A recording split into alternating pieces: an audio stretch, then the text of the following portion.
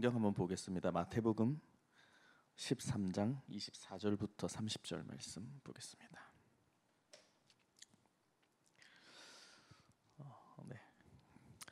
우리 한 구절씩 교독합니다. 예수께서 그들 앞에 또 비유를 들어 이르시되 천국은 좋은 씨를 제밭에 뿌린 사람과 같으니 사람들이 잘 때 그 원수가 와서 곡식 가운데 가라지를 더 뿌리고 갔더니 싹이 나고 결실할 때 가라지도 보이거늘 집 주인의 종들이 와서 말하되 주여 밭에 좋은 씨를 뿌리지 아니하였나이까. 그런데 가라지가 어디서 생겼나이까. 주인이 이르되 원수가 이렇게 하였구나. 종들이 말하되 그러면 우리가 가서 이것을 뽑기를 원하시나이까. 주인이 이르되 가만두라. 가라지를 뽑다가 곡식까지 뽑을까 염려하노라. 함께합니다. 둘 다 추수 때까지 함께 자라게 두라. 추수 때 내가 추수꾼들에게 말하기를 가라지는 먼저 거두어 불사르게 단으로 묶고 곡식은 모아 내 곡간에 넣으리라 하더라. 아멘. 네, 우리 옆에 사람하고 인사 한번 하세요. 성령 받읍시다. 사실은 다시 한번 인사할게요. 사실은 성령 받았습니다. 받았습니다. 사실 여러분 믿으셔야 돼요. 실제로 현장에 가서 기독교 분들 많이 만나는데 성령 받은 확신이 없어요. 그래서 받으려고 되게 몸부림치세요. 이번 주도 이렇게 현장에서 예배 드리고 다른 교회에 다니시고 오랫동안 섬기시는 권사님하고 시간이 돼서 뭐 1시간 가까이 이렇게 아침 일찍 만나서 얘기를 좀 했거든요. 계속 울어요. 그냥 하나님 앞에 자기가 너무 이렇게 안 믿어지는 것 때문에 범죄하는 것 같아서 너무너무 힘들다고 이렇게 계속 울어요. 이제 왜 그렇습니까? 안 믿어지는 이유는 올바른 전도자와 교회를 못 만나서 그래요, 사실. 근데 여러분들은 너무나 완전한 이런 복음 안에 있거든요. 완전한 상태 속에 있어요, 사실은. 그래서 예수사랑교회에서 응답을 못 받으면 이제 그거는 굉장히 불행한 인생. 실제로 기독교인들은 굉장히 몸부림칩니다. 이게 막 너무너무 힘들고 세상이 안 믿어지니까 또 힘들고 또 예수님 믿는데 세상에서 이렇게 누릴 수 있고 이렇게 응답받을 수 있는 방법이 없어요. 그러니까 우리는 방법을 알고 있잖아요. 방법이 뭡니까? 예수는 그리스도, 우리는 하나님 자녀, 모든 문제 끝, 마귀야 가라, 성령 충만, 세계 복음화 다 있단 말이에요, 이 안에. 그래서 믿으셔야 돼요, 여러분. 안 믿는 게 진짜 영적 질병이에요. 사람들은 막 돈 없다, 가난하다, 아프다, 힘들다, 환경 어렵다, 니 탓, 내 탓, 남 탓 이러고 있는데 결국 개인의 믿어지지 않는 문제 때문입니다. 그래서 성령을 받으라는 거예요. 여러분들 사실 세상 사람들은 무슨 힘으로 살아갈까요? 그 요즘에 이렇게 핫한 그 배우 있잖아요, 탐 크루즈. 그 탐 크루즈가 사이언톨로지 이단 종교를 믿잖아요. 근데 그 친구가 왜 믿는 줄 알아요? 그분이 원래 어렸을 때 한 80년대 이럴 때부터 영화를 막 출연해서 슈퍼스타가 됐거든요. 근데 난독증이었어요. 글자를 못 읽어요. 글자가 안 들어오는 거 있죠, 난독증. 그래서 대본을 이렇게 통째로 외워서 했던, 되게 힘들게 했었어요, 사실은. 근데 영적 문제죠, 난독증이 왔다는 것이. 근데 사이언톨로지, 여자친구를 통해서 사이언톨로지를 이렇게 전달받았는데 포교를 당했는데 그 사이언톨로지의 그 과학적 방법, 이걸 가지고 난독증을 극복했거든요. 그러니까 그거 하나가 그 사람한테 굉장한 각인이 돼버리는 거예요. 예. 그러니까 세상 사람들은 그런 힘으로 산다니까요. 이상한 다른 힘, 틀린 진리, 비진리에 각인이 돼가지고 그거 하나 힘으로도 세상을 저렇게 막 종횡무진하면서 누린단 말이에요. 우리는 도대체 그럼 무슨 힘으로 살아가야 될 것인가? 우리야말로 정말 다른 힘 아닙니까? 구별되어 있는 다른 능력이 있어요. 그 예수 그리스도의 능력과 권세가 무슨 이단 종교에서 말하는 그런 이상한 거에 비할 바가 됩니까? 사실 비교조차 안 되는 거예요. 창세기 3장 15절 여자의 후손 예수 그리스도가 사단의 머리를 깨뜨리셨다. 이 엄청난 진리를 우리는 성령으로 소유했단 말이죠. 그런데 왜 환경, 낙심, 상황과 환경 보고 왜 우리 낙심하고 염려하고 자꾸 포기하고 핑계대고 이유대고 우리는 왜 자꾸 책임 전가합니까? 우리 안에 각인이 없어서 그렇다 이 말이에요. 정말 그리스도가 여러분 인생 가운데 진짜 능력과 권세고 답이냐, 이 부분을 여러분들이 반드시 통과하시기를 축복합니다. 안 믿어지니까 신앙생활이 한계우고 안 되는 거예요. 그래서 정말 그리스도가 내 영혼의 소유 안 돼서 안 믿어지는 사람 특징이 뭐냐? 신앙생활을 사람 보고 해요. 그래서 교회를 다녀도 그냥 사람이 우상이 돼서 신앙생활하는 사람 많습니다.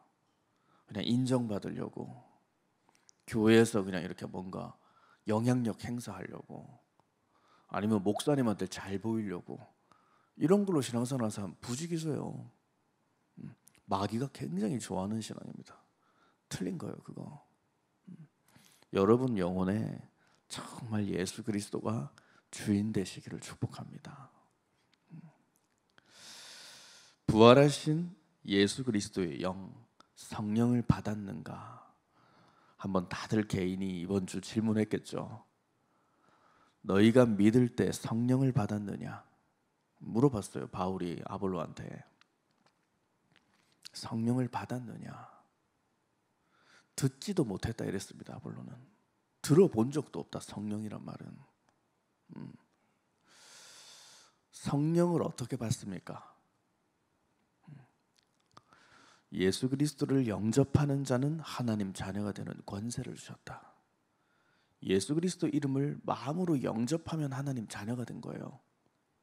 자녀에게 고린도전서 3장 16절에 너희가 하나님의 자녀이고 성전이고 하나님의 성령이 너희 안에 내주하신다. 그래서 예수 그리스도를 나의 주인으로, 아버지로 영접한 자, 그래서 로마서 8장 9절에 나와 있습니다. 뭐라고 되어 있습니까? 너희가 그리스도의 영이 없으면 그리스도의 사람이 아니라, 이렇게 되어 있어요. 그리스도의 사람은 그리스도의 영을 소유했다. 그래서 요한일서 5장 11절에도 뭐라고 했습니까? 증거는 이것이 하나님이 우리에게 영생을 주신 것과 그 생명이 그의 아들 안에 있는 그것이니라.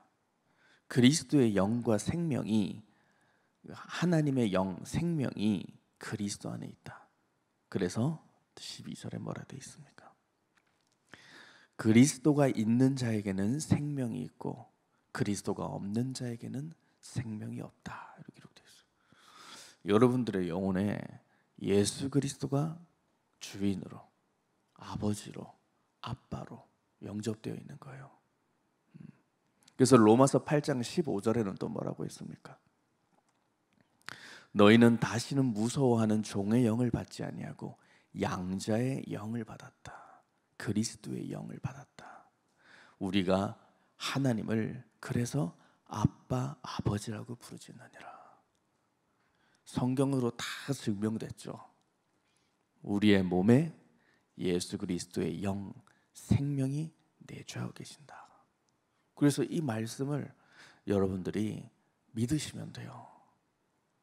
믿지 아니하게 하는, 못 믿게 만드는 내 영혼의 가라지를 그리스도 이름으로 뽑아 경계하고 잡초를 제거해라 이 말이에요.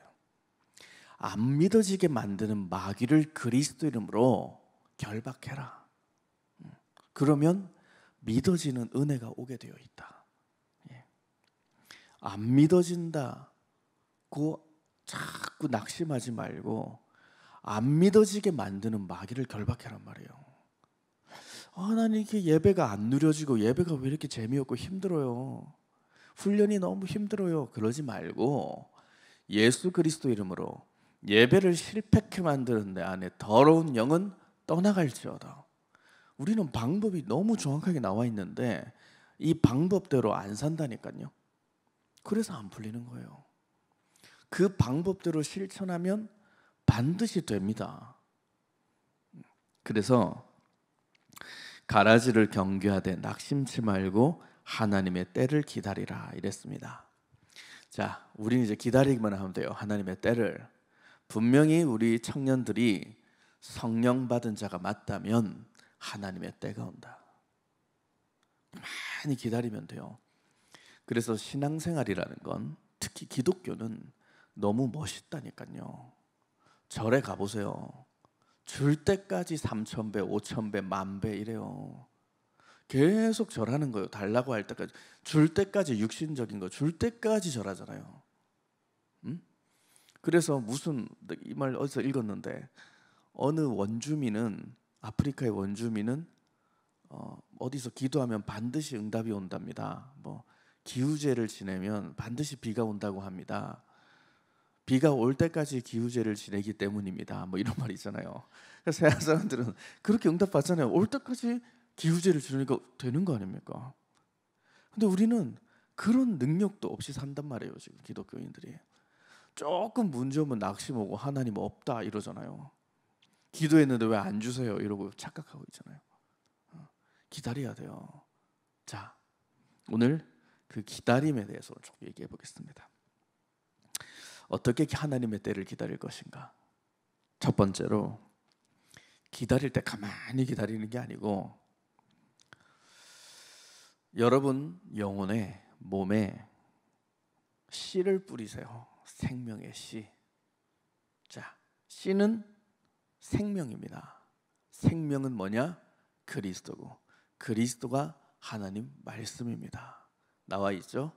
요한복음 1장 1절, 요한복음 1장 14절, 그리스도가 다 나와 있단 말이에요.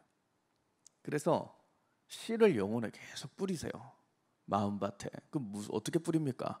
말씀 들어라. 예배 때 말씀을 받아라. 말씀을 여러분 마음에 담아라. 말씀을 등한시 여기지 말고 생각해라. 사람 말은 그렇게 각인되는데 왜 하나님 말씀은 절대가 안 될까? 그거에 대해서 애통해야 돼요, 여러분. 사람 말은, 세상 직장 상사나 교수님 하는 말은 절대가 되는데 왜 절대가 될까요? 잘리니까, 불이익을 받으니까 절대잖아요. 그게 노예예요. 그거는 그냥 기본이에요. 기본. 에티켓이라니까요. 에티켓을 절대로 착각하지 마세요, 여러분. 비행기 탈 때, 비행기 탈 때 있죠. 안전벨트 매라고 위에 안전벨트 불 들어오잖아요. 나는 풀어봤어요, 한번. 절대가 아니란 말이에요. 풀어도 돼요. 그래서 누가 뭐랍니까?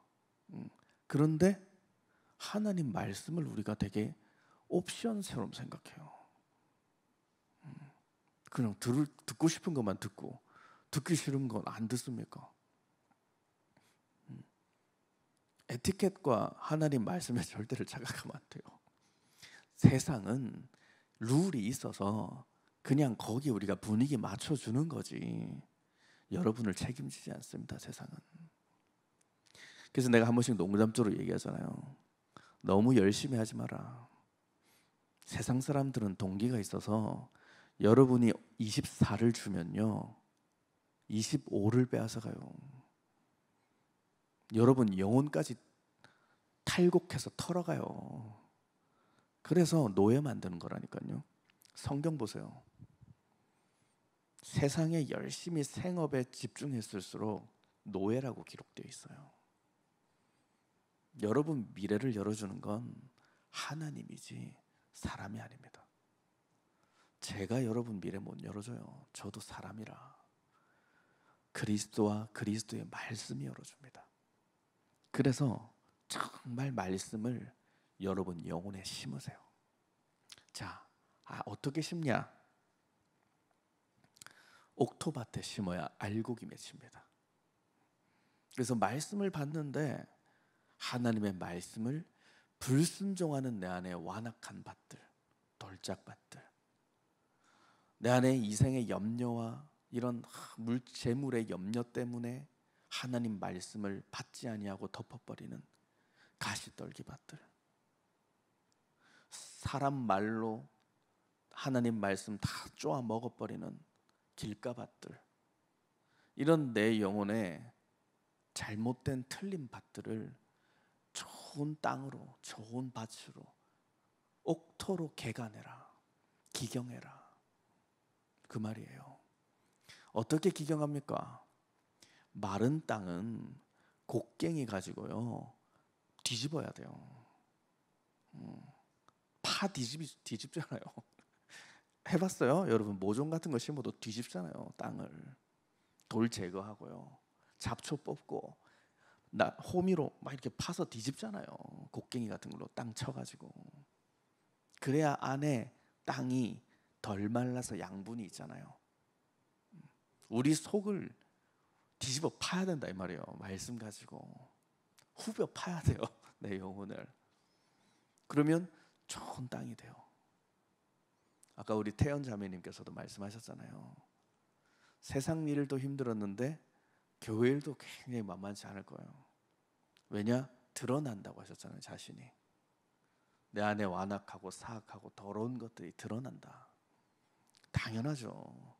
하나님 말씀은 빛이라 빛이 내 몸에 증거되면 어둠이 드러나게 되는 거예요.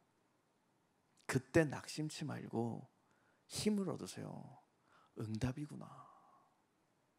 내 안에 더러운 질병이 오늘도 진단되었구나. 응답이구나.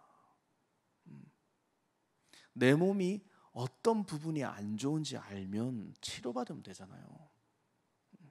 그래서 말씀 들어가서 드러나면 할렐루야 하세요.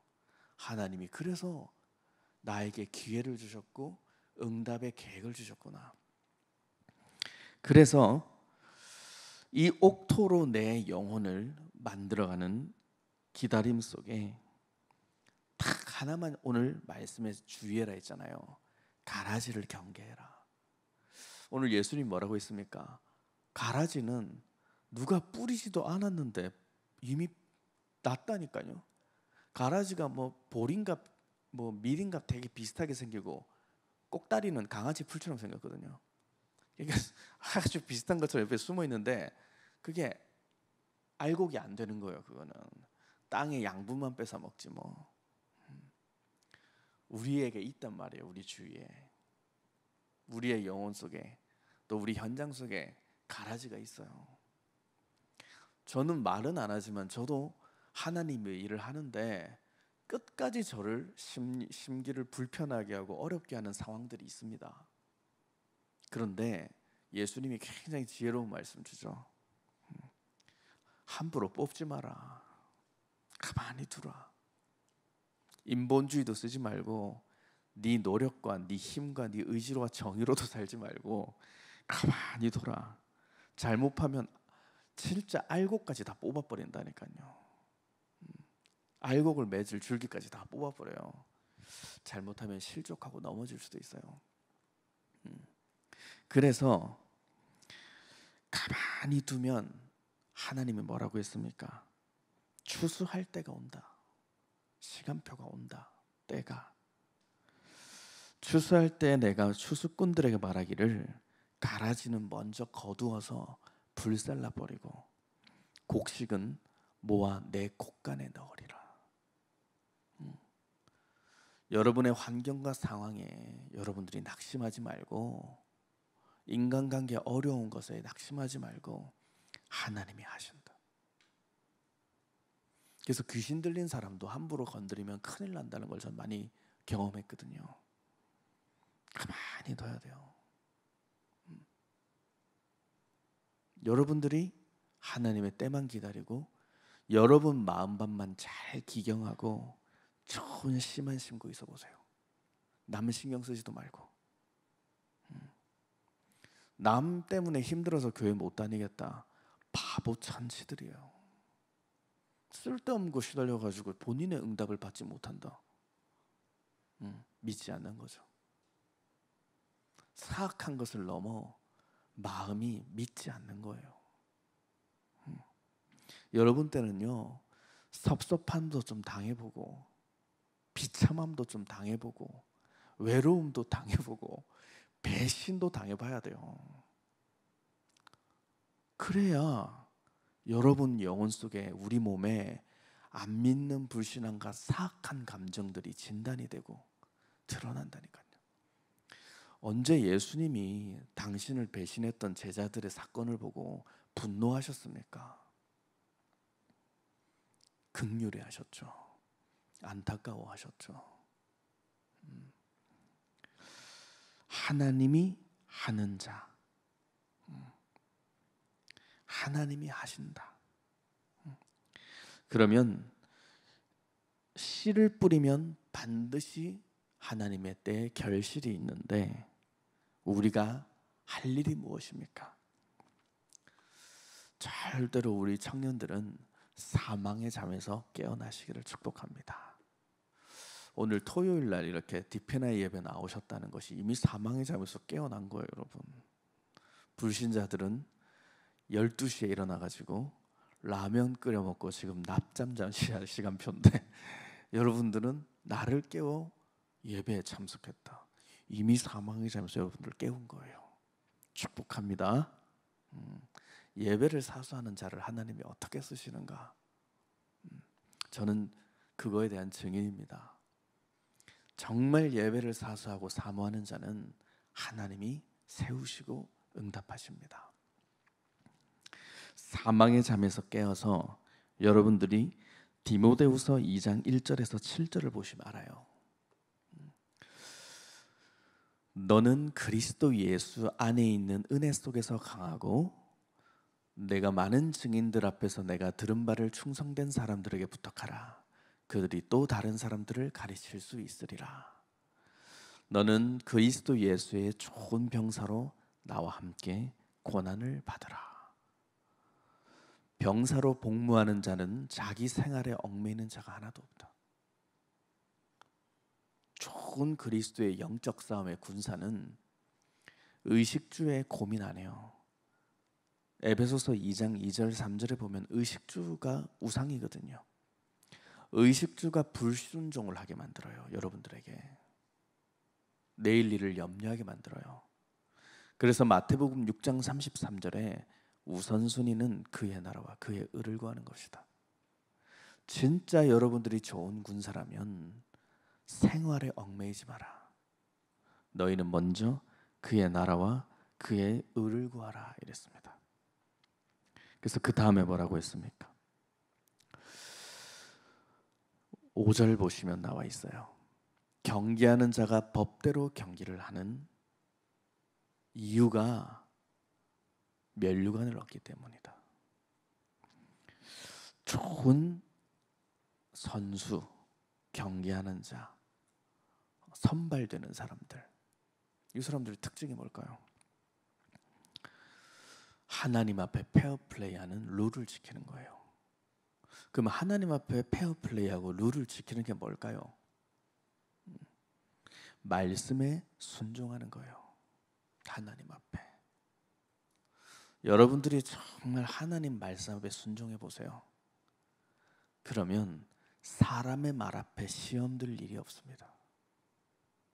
정말 이 말을 깨달으시기를 축복합니다. 아무리 사랑하는 사람도 여러분들을 사람의 말은 나를 실망시키고 눌리게 하는 거예요. 그런 것에서 시달리지 말고 하나님 말씀 앞에 순종해 보세요. 그 힘이 있으면 주위에 여러분들 괴롭히는 사람들의 말까지 하나님의 음성으로 들려요. 듣기 싫은 말들을 내 귀에 들을 수밖에 없는 환경도 많았어요. 근데 저는 낙심하지 않았습니다. 진짜예요. 한때는 나는 왜 이렇게 가혹한 환경에 있을까 이런 생각도 했었어요. 근데 그 모든 것들이 전부 다 하나님의 음성으로 들을 때가 왔어요. 그게 무슨 말이냐면 나를 갱신하고 나에게 영권을 세우고 지혜를 세우시는 하나님의 계획이란 것이 믿어질 때가 왔어요. 그런데 사람들은 대부분 불평과 불만하고 세상의 말 앞에 섞여가지고 불평하는 사람들하고 같이 놀고 있거든요.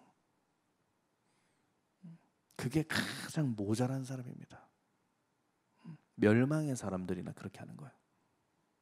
근데 하나님 사람은 더러운 말을 들었다 하더라도 그 속에서 나를 지키고 하나님의 음성을 찾아요. 하나님이 나에게 원하시는 것이 무엇일까? 그러니까 내가 오늘 무엇을 보고 무엇을 하여야 합니까? 나쁜 말하는 사람 앞에 같이 섞여가지고 나쁜 말하고 있는 사람은 같은 영이라 그래요. 그런데 하나님의 사람은 나를 지키고 오히려 더 구원의 감사와 감격을 누리고 상대방까지 변화시킬 수 있는 힘을 가져야 되는 거잖아요. 그래서 좋은 선수들은 룰을 지키고 하나님 앞에서 페어플레이를 하는 사람, 늘 말씀 앞에만 순종의 힘이 있는 사람. 그래서 성령 받은 사람은 복음만 알아듣는 사람이에요. 이 말씀을 이해하시기를 축복합니다. 우리는 다 사람의 말에 반응이 빠르거든요. 사람 말에 귀가 쫑긋하지 하나님 말 앞에는 반응이 잘 없어요. 그러니까 예배를 선택하지 않고 세상을 선택하는 거거든요. 좋은 농부는 무엇입니까? 그 다음에 수고하는 농부를 말하죠. 성실한 농부를 말해요.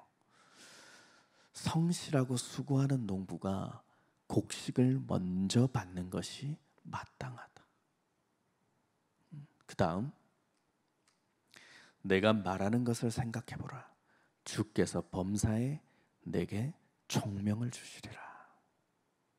바울이 디모데에게 감옥에서 쓴 말이에요.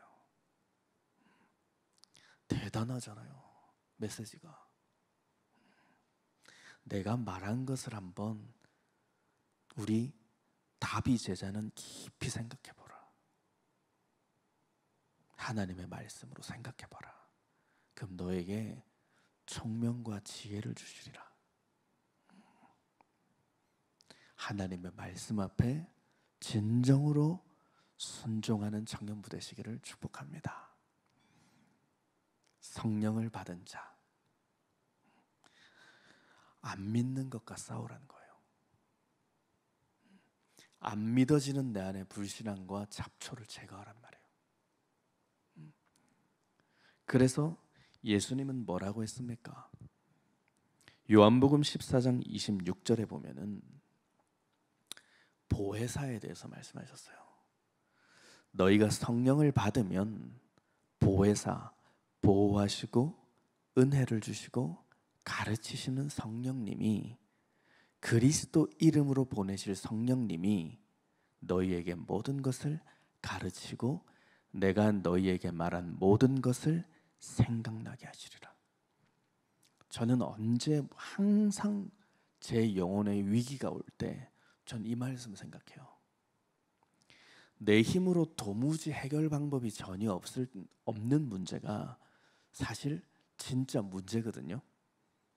근데 그 진짜 문제는 영적인 문제이기 때문에 그리스도로만 해결되는 확신이 있어요. 수도 없이 저는 이 메시지를 제 영혼에 수도 없이 되뇌었어요. 정말 두려움이 오고 위기가 오고 억울함이 오고 너무너무 어려운 일들이 왔을 때 성령께서 하시는 일이 있다니까요. 그래서 27절 한번 보겠습니다. 성령이 여러분에게 하시는 일이 뭐냐? 평안을 너에게 끼치노니 내가 주는 평안을 너에게 주노라. 내가 너에게 주는 평안은 세상이 주는 것과 같이 아니하니라.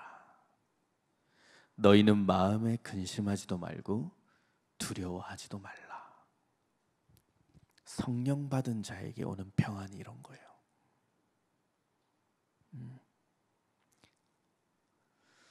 요한 1서 2장 16절에는 뭐라고 했습니까? 육신의 정욕과 안목의 정욕과 이생의 자랑이 전부 다 우리 인생 가운데 염려와 고통을 주는 거예요. 그래서 세상에 말하는 응답은 여러분들에게 참 평안을 주지를 못합니다. 재물이 많을수록 더 고통이 찾아오고 재물이 많을수록 사람과의 문제가 찾아오는 거예요. 그리고 내가 높은 지위에 올라갈수록 더 많은 책임이 요구되기 때문에 준비가 되지 않은 사람이 높은 자리에 올라가면 세상에는 정신의 문제가 와버리잖아요. 그래서 너무나 어린 아이들이 10대, 20대 초반에 세상의 물질과 명예와 인기를 얻어버리니까 감당이 안 되는 거잖아요. 영적인 힘이. 그래서 정신 문제가 오고 마약을 해야 되고 이상한 연애를 해야 되고 정신이 사실 돌아버린 거잖아요. 그래서 우리는 성령만 받으면 이 모든 것들을 우리는 초월할 수 있는 거예요. 세상 사람들은 다 노력하고 열심과 최선을 다하잖아요. 근데 저는 생각 조금 다릅니다. 세상 사람들이 하는 정도면 기본인 거예요. 그냥 기본이에요. 기본. 우리가 할 일은 성령 충만 받는 것. 그 속에서 성령의 인도를 받는 사람. 그러면 노력하고 최선하는 사람을 경쟁하지도 않고 이기는 거예요. 그래서 성령을 어떻게 받습니까? 성령 받은 자가 무엇입니까? 이게 핵심이에요. 예수 그리스도의 유일성으로 올인하는 자. 그게 성령을 받은 사람이에요. 내가 원하는 거는 그리스도 이름 하나밖에 없다. 나에게 필요한 것은 예수 그리스도가 모든 것이고 오직입니다. 이것을 붙잡고 여러분들이 그리스도 이름에 집중하게 되면 반드시 때가 온다. 그래서 낙심하지 말라는 말이에요. 여러분 부모님이 여러분들에게 나중에 재산을 한 20억씩 주시려고 예비해놨다면 낙심 안 올 것 같아요. 저는 어차피 유산을 상속받으면 되니까. 유산 상속도 없을 저는 낙심 올 일밖에 없는데 진짜 낙심 없어요. 저에게 무엇인가 남겨줄 사람은 세상에 한 명도 없어요. 진짜로 아무것도 없어요. 저는 등본, 가족관계증명서 이런 걸 떼보니까 아무것도 없어요. 정말 한 명도 10원 땡전 나한테 줄 사람이 없다니까요. 세상으로 보면 낙심의 낙심인데 전 낙심하지 않습니다. 내 진짜 아빠가 하나님이시고 내가 정말 그리스도 잡으면 하나님은 주신다. 하나님이 주시는 게 진짜지 저는 사람에게 기대를 버린 지가 아주 오래됐어요. 사람을 기대하지 않습니다. 저는. 그럼 여러분 인생도 기대 안 하냐? 그런 말이 아니에요. 복음 안에서 열매 맺고 꽃필 여러분의 인생을 기대하지 제 유익으로 제가 사람을 기대하진 않습니다. 자, 낙심하지 말고 기다려야 되는데 어떻게 기다리겠습니까? 사도행전 1장 14절에 여러분들이 마가다락방으로 들어가세요.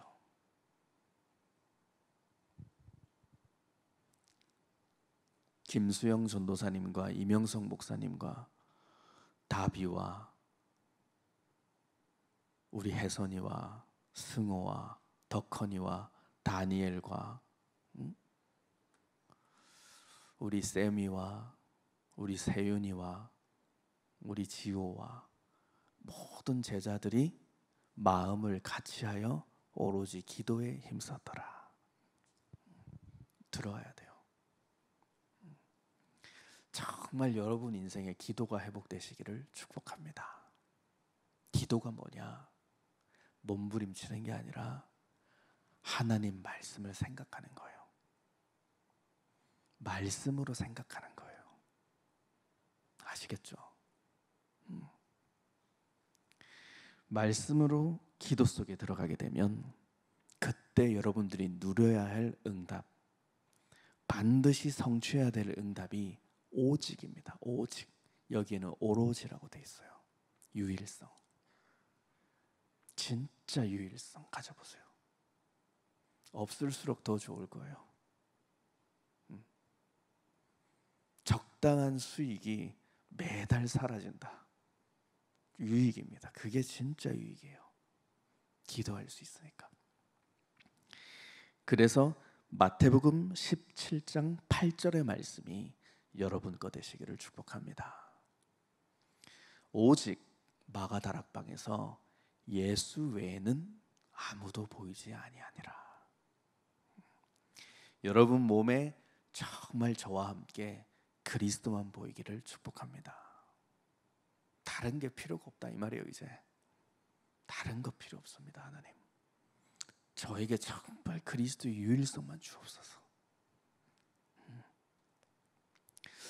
제가 한번 이렇게 사모님한테 편지를 썼던 적이 옛날에 한번 있었어요. 그때 뭐라고 썼냐면 우리가 청년부에서 기도했던 1000번째 기도 제목이 저한테 너무 은혜가 됐었거든요. 열왕기상의 말씀이 솔로몬의 1000번째. 솔로몬이 하나님 앞에 1000번째 기도를 했더니 솔로몬의 기도는 그거였어요. 자기는 지혜도 부족하고 사람인데 왕은 송사를 담당해야 돼요. 판결을 해야 되잖아요. 그럼 자기 같은 사람이 어떻게 사람들을 죄를 판결합니까? 하나님 앞에 기도한 거예요. 1000번째를 드리면서 1000번째 마치는 날 하나님이 나타나셔서 내가 내게 무엇을 줄꼬 이렇게 했을 때 하나님, 나에게는 송사를 구별할 수 있는 지혜를 주옵소서 이래요. 하나님이 그 기도 제목이 너무 이렇게 은혜가 되셨는지 지혜와 보너스로 어마어마한 재물까지 다 주셨단 말이에요. 정말 여러분이 하나님이 여러분들에게 응답을 하나 주겠다. 내가 내게 무엇을 줄꼬? 이러면 여러분 뭐 달라 할 거예요? 솔로몬의 마음은 하나님의 마음과 딱 맞는 거예요. 생명 살리고 하나님의 일을 할 수 있는 나에게 지혜를 주시옵소서. 여러분이 정말 무엇 구할 겁니까? 하나님, 하나님의 일을 성취할 수 있는 예수 그리스도의 유일성만 저에게 주옵소서. 예수만 보이게 하옵소서. 내 마음에 정말 예수 그리스도 그 이름의 능력만 각인되게 하옵소서. 그렇게 기도하면 하나님은 응답을 주신다니까요. 하나님이 원하시는 기도를 하게 되면 반드시 하나님은 주세요. 그런데 하나님이 원하시는 기도가 아닌 내 안에 육신의 동기와 틀린 기도 제목이기 때문에 하나님이 주시지 않는 거예요. 왜? 주면 여러분들에게 진짜 유익이 아니기 때문에 안 주시는 거예요. 진짜 유익이 되는 기도를 찾으세요. 하나님 앞에. 그러면 어떤 문제가 와도요, 어떤 어려움이 와도 여러분들은 새롭게 시작할 수 있어요. 예수 그리스도의 영에 사로잡힌 자는 어떤 어려움과 문제가 와도 새롭게 시작할 수 있다. 그래서 결론입니다. 하나님의 시간표와 때가 있습니다. 다윗의 최고의 시간표는 무엇이었습니까? 다윗은 소년으로서 목동리를 하면서 하나님 말씀을 듣고 하나님을 찬양하고 그 속에 마음의 성실함과 손의 공교함을 준비했다고 시편 72편에 기록되어 있죠. 그런 다윗이 정말 인생에 하나님이 주신 최고의 절정, 최고의 시간표가 어디였습니까? 대표적으로 사무엘상 17장 45절 말씀이에요. 다윗이 최고의 장군으로서는, 하나님의 군사로서는 순간이 이때예요. 블레셋 사람이 골리앗입니다. 너는 칼과 창과 단창으로 내게 나아오거니와 이랬어요. 너는 육신의 힘과 세상의 방법으로 나와 싸우겠다고 나왔지만 나는 만군의 여호와의 이름, 곧 네가 모욕하는 이스라엘 군대 하나님의 이름으로 내가 나아가노라. 세상 앞에 예수를 부정하고 핍박하고 예수를 모욕하는 사탄의 이 세상 앞에 다윗은 칼을 들고 나가지 않았습니다. 그 자리에 다윗은 칼이 없었어요. 오직 만군의 여호와의 이름으로 나갔어요. 결국 블레셋 사람 골리앗이 차고 있던 칼을 뽑아 골리앗의 머리를 베죠. 골리앗은 자기 칼로 자기 목을 베인 거예요. 오직 만군의 여호와 그리스도 이름 하나로 나아가노라. 유일성이 어디서? 진짜 유일성이 있었기 때문에 그 죽음의 순간에, 절체절명의 순간 앞에 그리스도 이름 하나만 붙잡는 믿음이 있었던 거예요. 그리고 두 번째로 유일성의 응답을 가진 자가 누굽니까? 그게 다니엘이에요. 그 당시에 다리오 왕은 그 나라를 이렇게 잘 운영을 하려고 총리 3명과 고관들을 세워서 국정을 맡겼던 거예요. 그 총리 3명 중에 한 명이 모든 총리와 고관들을 비교해서 가장 뛰어난 지혜를 가졌던 다니엘입니다. 다니엘은 바벨론 사람이 아니라 다니엘은 이스라엘 사람이에요. 그리고 다니엘은 포로 신분으로 약정을 맺어서 우호관계를 다졌던 볼모였습니다. 볼모, 포로예요. 포로인데 너무나 총명해가지고 총리까지 세웠단 말이에요. 다리오 왕이. 근데 나머지 고관들과 총리들이 다니엘을 시기하고 질투하여 다리오 왕에게 거짓으로 송사를 하는 거예요. 이간시키는 거예요. 이제 우리가 나라를 위해서 왕이시여, 이제는 왕 외에 다른 이름과 다른 신을 섬기고 절하는 자들은 사자굴에 던져버려야 합니다.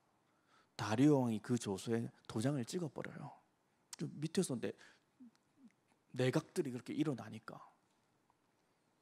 그런 말을 듣고도 다니엘은 거기에는 신경도 쓰지 않고 자기 방에서 하루에 3번씩 이스라엘 향해서 무릎 꿇고 기도했습니다. 정식기도를 드렸습니다. 신경도 쓰지 않았다 돼 있어요. 결국 그는 사자굴에 던짐을 받아요.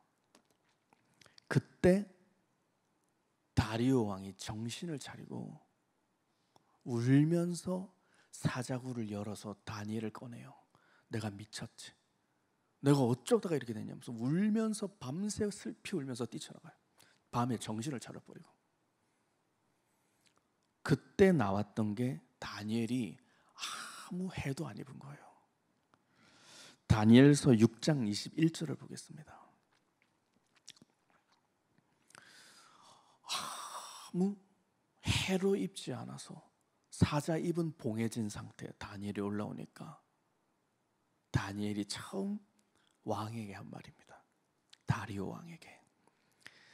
괜찮냐고 막 울면서 다리오가 그렇게 쩔쩔매는데 다니엘이 왕에게 아뢰되 왕이여 원하건대 왕은 만수무강하옵소서. 얼마나 영적 서밋의 메시지입니까? 왕은 만수무강하옵소서. 내 인생에도 인생의 절정에 이렇게 멋있는 말을 할 수가 있을까? 그 억울함과 분노와 배신과 상처가 아닌 이런 멋있는 말로 내가 왕을 축복할 수 있을까? 그 다음 넘겨보세요. 나의 하나님이 이미 그의 천사를 보내어 사자들의 입을 봉하였으므로 사자들이 나를 상해하지 못하였사오니 이는 나의 무죄함이 그 앞에 명백함이오며 또 왕이여 나는 왕에게도 해를 끼치지 아니하였나이다. 다음 다리오 왕이 심히 기뻐서 명하여 다니엘을 굴에서 올리라 하매 그들이 다니엘을 굴에서 올린즉 그의 몸이 조금도 상하지 아니하였으니 이는 그가 자기의 하나님을 믿음이었더라. 다니엘은 하나님을 진짜로 믿었던 거예요. 유일성, 그리스도 하나만 정말 믿었다. 우리 시은이가 그리스도 하나만 진짜 믿었다. 하나님과 주의 천사와 천군들이 펜싱칼을 같이 잡아준다니까. 그리고 요셉의 절정이 어디입니까? 요셉의 시간표, 하나님의 시간표가 어디입니까? 그게 창세기 45장 4절이에요.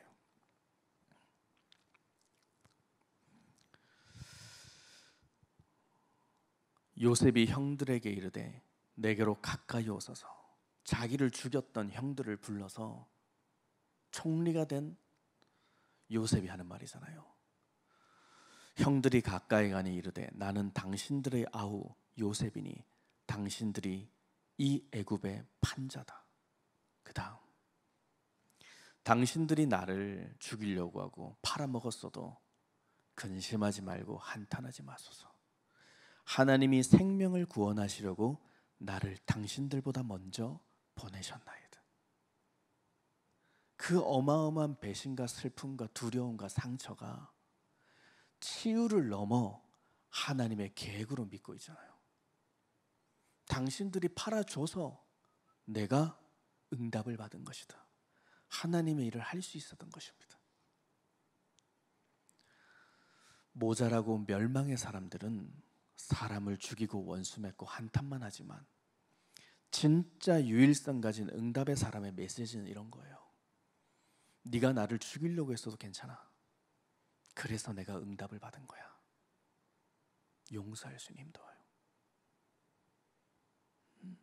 요셉이 가장 멋있었던 순간이라 생각해요. 응답의 자리에 가면 마음이 둔해져서 더 분노 속에 쳐서 죽일 수도 있거든요. 그런 위치도 됐거든요. 그러나 그는 그의 힘을 사용하지 않았습니다. 전도자의 마인드로 사람을 살렸습니다. 그리고 창세기 41장 38절을 보십시오.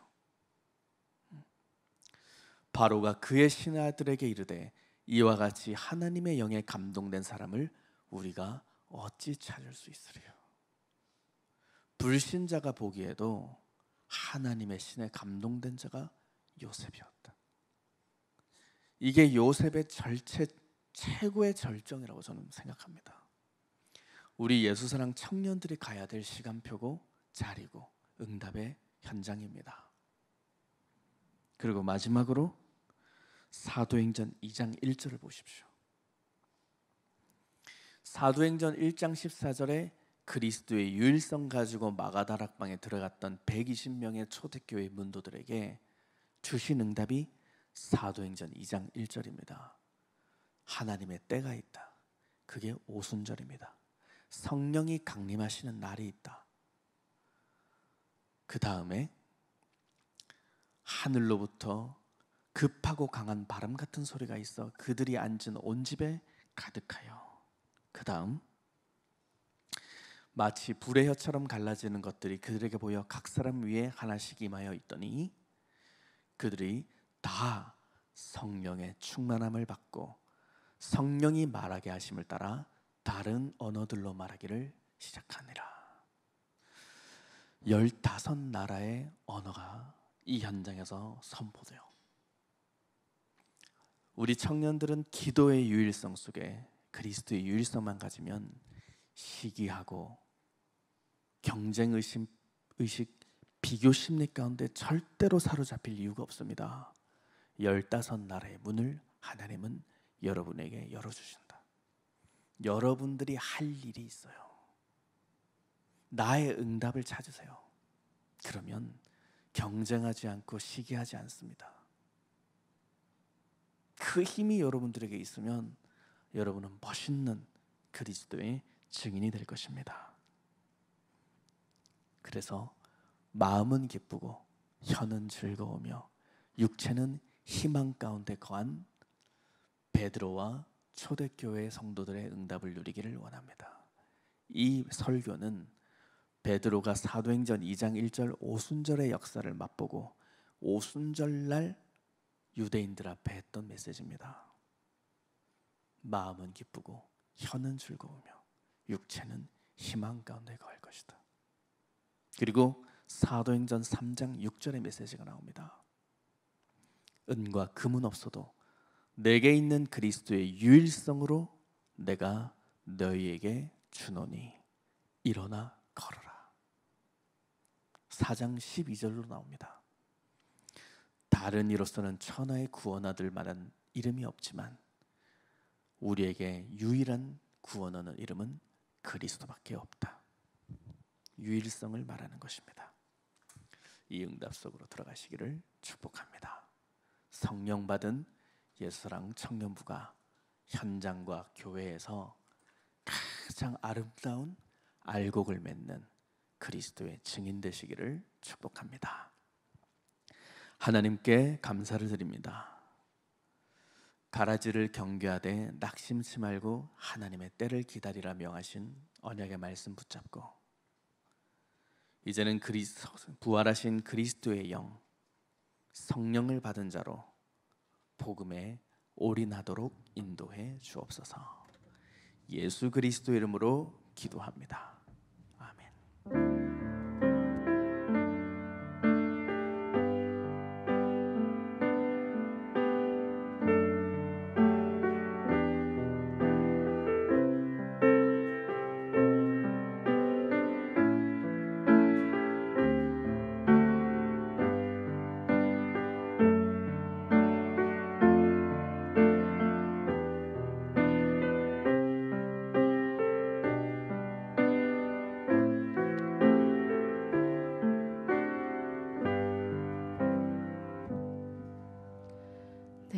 광고 드리겠습니다.